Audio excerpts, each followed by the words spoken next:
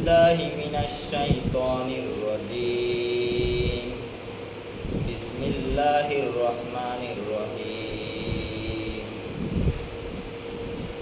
ইয়া আইয়ুহাল্লাযীনা আমানু কুতিবা আলাইকুমুস সিয়ামু কামা কুতিবা আলাল্লাযীনা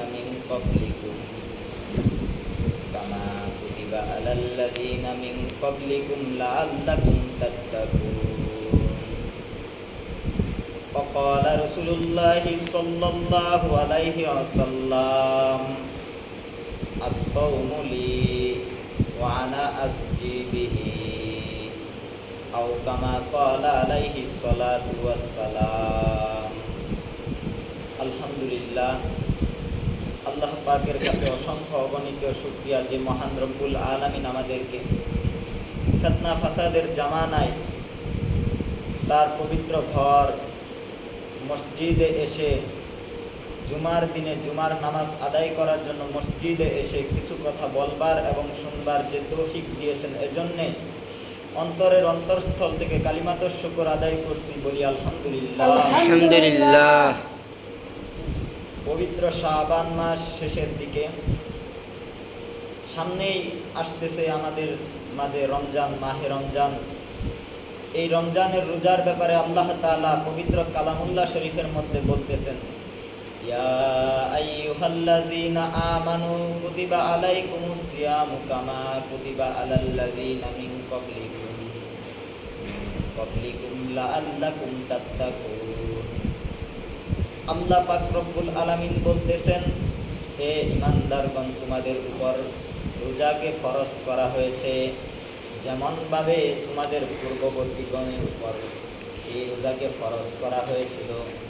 অর্থাৎ এই রোজা এমন একটা বিষয় যে আমাদের উপর ফরজ করা হয়েছে। এটা এমন না যে পূর্ববর্তী উম্মতরা রোজা করে নাই কিংবা রোজা রাখে নাই, তাদের উপর ফরজ ছিল না। আল্লাহ তাআলা এজন্য বলতেছেন যে তোমাদের উপর যেমন রোজাকে ফরজ করা হয়েছে, ঠিক তেমনি তোমাদের পূর্ববর্তী যারা ছিল অন্যান্য নবীর উম্মতেরা, তাদের উপরও এই রোজাকে ফরজ করা হয়েছে।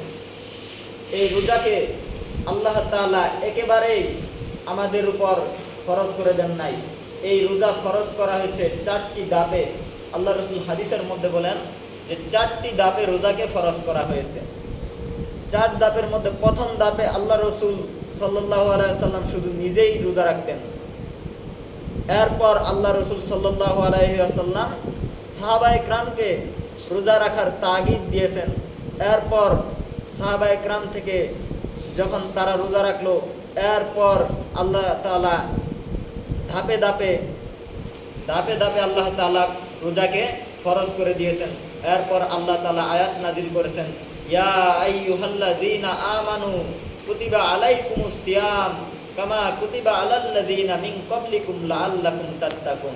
অর্থাৎ আল্লাহ তাআলা বলতেছেন, হে ঈমানদারগণ, তোমাদের উপর রোজাকে ফরজ করা হয়েছে যেমনিভাবে তোমাদের পূর্ববর্তী উম্মতদের উপরও রোজাকে ফরজ করা হয়েছিল, যাতে করে তোমরা কি হতে পারো, লাআল্লাকুম তাত্তাকুন, যাতে করে তোমরা মুত্তাকি হতে পারো, পরহেজগার হতে পারো।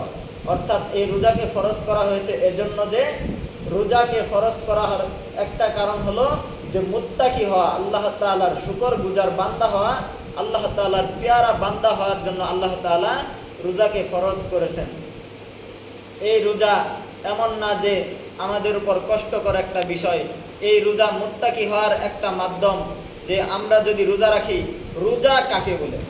রোজা আসলে রোজা শব্দটা ফার্সি একটা শব্দ, এর আরবি শব্দ হলো আসৌম, সিয়াম। সিয়াম থেকে রোজা। সিয়াম কাকে বলে? ওয়াল ইমসাকু শুরবি আনি শুরবি ওয়াল জিমা। রোজা হলো যে পানাহার থেকে, জিমা থেকে, স্ত্রী সম্ভোগ থেকে বিরত থাকার নাম হলো রোজা। অর্থাৎ শুধু আমি আপনি উপবাস থাকলাম, সারাদিন কিছু খাইলাম না, এটার নাম রোজা না। রোজা হলো যে আমি আপনি উপাস থাকলাম, কিন্তু উপাস থাকার পাশাপাশি আমি আপনাকে দুনিয়ার সমস্ত খারাপ কাজ থেকে, পাপাচার কাজ থেকে যদি আমি আপনি বিরত থাকতে পারি, এর নামই হলো রোজা, এর নামই হলো মুত্তাকি। এই রোজার ব্যাপারে আল্লাহ রসুল সাল্লাল্লাহু আলাইহি ওয়াসাল্লাম হাদিসের মধ্যে বলেছেন, আল্লাহ তাআলা হাদিসে কুদসি যাকে বলা হয়, আল্লাহ তাআলা বলতেছেন, আল্লাহ রসুলকে দিয়ে বলাইতেছেন যে হে নবী আপনি বলে দেন আস-সাওমু লি ওয়া আনা আজজি বিহি, যে রোজা হলো কেবলমাত্র আমার জন্য। আল্লাহ তাআলা বলতেছেন যে রোজা হলো আমার জন্য, ওয়া আনা আজজি বিহি, এবং তার প্রতিদান আল্লাহ বলেন আমি নিজেই দিব।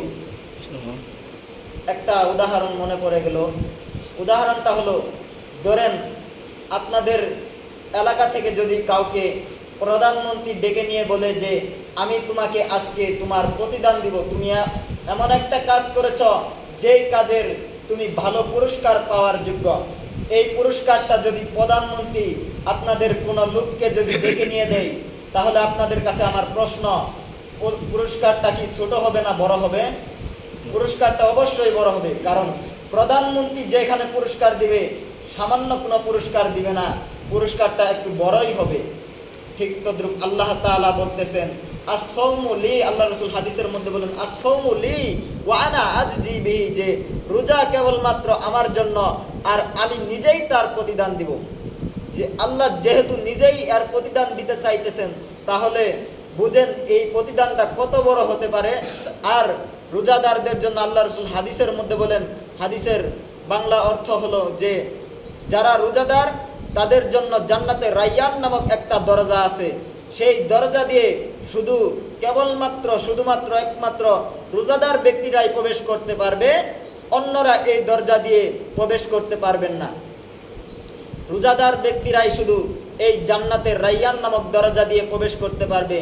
আর রোজাদারের হাদিসের মধ্যে আসছে যে একজন রোজাদারের মুখের দুর্গন্ধ কেমন, সারাদিন যে সে যখন রোজা রাখে সন্ধ্যাবেলায় যখন মেসওয়াক করে তার মুখের দুর্গন্ধটা আল্লাহ তাআলার কাছে মেশকে আম্বরের চেয়েও অধিক প্রিয়।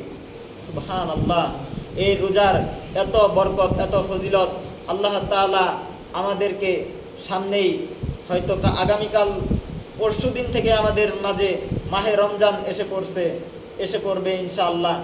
আমাদের উচিত এই মাহে রমজানের 30টা রোজা পুঙ্খানুরূপে পালন করা।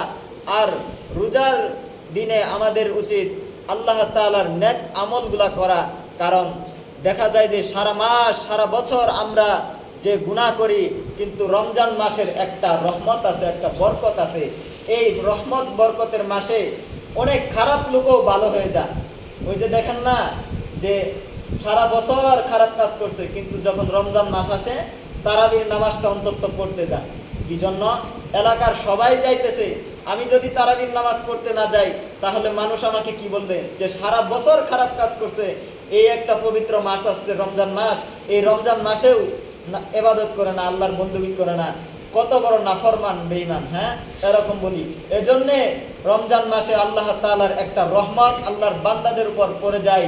সেই রহমতের বাগ আল্লাহ তাআলা তার সকল বান্দাদের উপর নাজিল করতে থাকে। আর এই রহমতের বাগ পেয়েই সে আল্লাহ তাআলার ইবাদত করতে থাকে। এজন্য রমজান মাসে দেখবেন সবাই মোটামুটি আল্লাহর রহমতে সবাই কিন্তু আমলওয়ালা হয়ে যায়, আখলাকওয়ালা হয়ে যায়।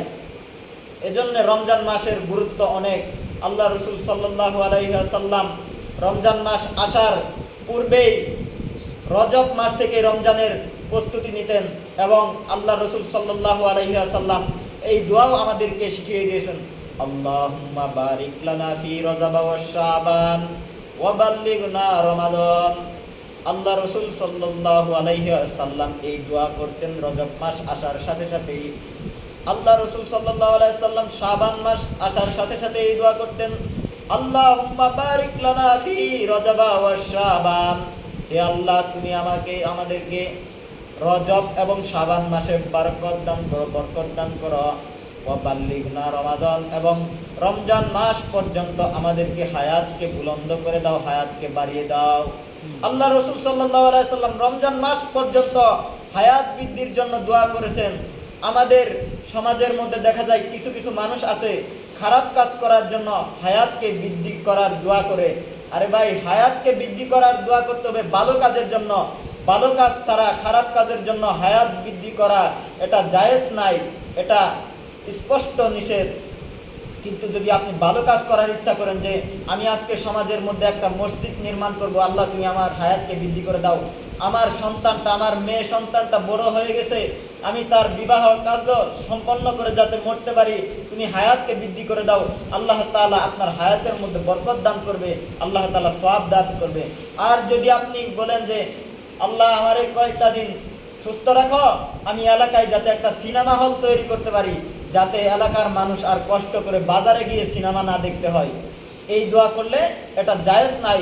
এটা যে দোয়া করবে সেও গুনাহগার হবে, আর যার জন্য দোয়া করবে, এমনকি যারা এই কাজে শরিক হবে, টাকা দিয়ে হোক, আর্থিক সহযোগিতা হোক, মানসিক সহযোগিতা হোক, যে কোনো সহযোগিতা হোক, তারা সবাই গুনাহগার হবে। এজন্যে বলতেছিলাম যে রমজানের আগে রমজানের প্রস্তুতি নেওয়া, আল্লাহ রসুল সাল্লাল্লাহু আলাইহি ওয়াসাল্লাম রমজানের আগেই রমজানের প্রস্তুতি নিতেন, এবং কি শাবান মাসে আল্লাহ রসুল সাল্লাল্লাহু আলাইহি ওয়াসাল্লাম রোজা রাখতেন, মাঝে মধ্যে রোজা রেখেছেনও, আবার মাঝে মধ্যে রোজা ছেড়েও দিয়েছেন। আমাদের মাঝে যেহেতু রমজান এসে পড়েছে, এজন্য আমাদেরকে রমজানের প্রস্তুতি নিতে হবে। আর এখনও এই দোয়া করার সুযোগ আছে। আল্লাহ রসুল সাল্লাল্লাহু আলাইহি ওয়াসাল্লাম বলেছেন, আল্লাহুম্মা বারিক লানা ফি রজব ওয়া শাবান ওয়া বাল্লিগনা রমাদান। আজ পর্যন্ত, কাল পর্যন্ত এই দোয়া করার সুযোগ আছে। আমরা যখনই নামাজ পড়ব তখনই আমরা এই দোয়া করব। কারণ আমাদের জানা আছে কি, কেউ বলতে পারবেন কি আমি এখান থেকে বাড়িতে যাইতে পারবো কি না, এই গ্যারান্টি কেউ আমি আপনি দিতে পারবো না। এজন্য হায়াত বৃদ্ধির জন্য নেক কাজ করার জন্য, হায়াত বৃদ্ধির জন্য দোয়া করা, এটা আমি আপনার কর্তব্য।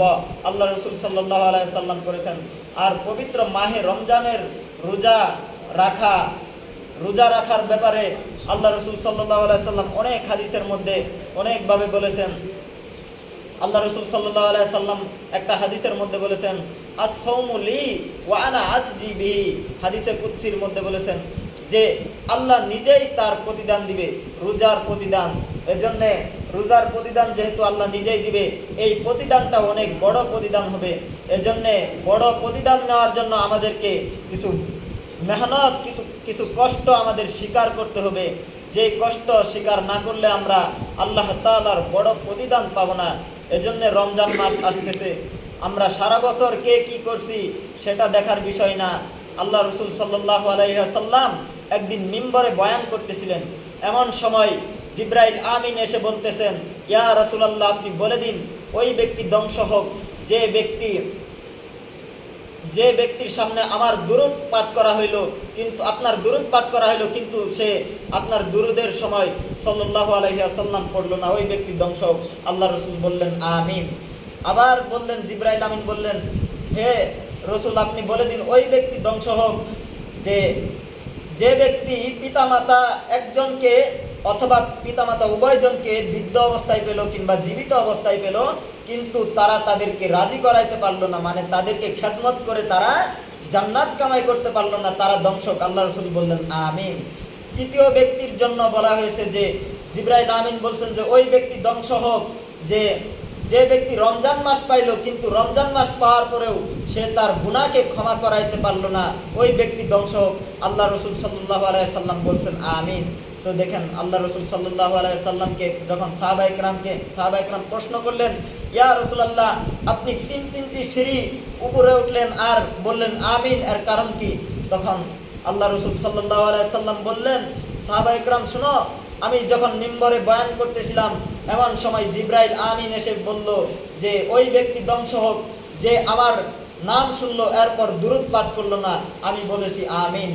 ওই ব্যক্তি ধ্বংস হোক যে যার পিতামাতা একজন অথবা উভয়জন বৃদ্ধ অবস্থায় কিংবা জীবিত অবস্থায় পেল, কিন্তু তারা তাদেরকে সেবা করে রাজি খুশি করাইতে পারলো না, জান্নাত কামাই করতে পারলো না, ওই ব্যক্তি ধ্বংস হোক। আল্লাহ রসুল বলেন আমি বলছি আমিন।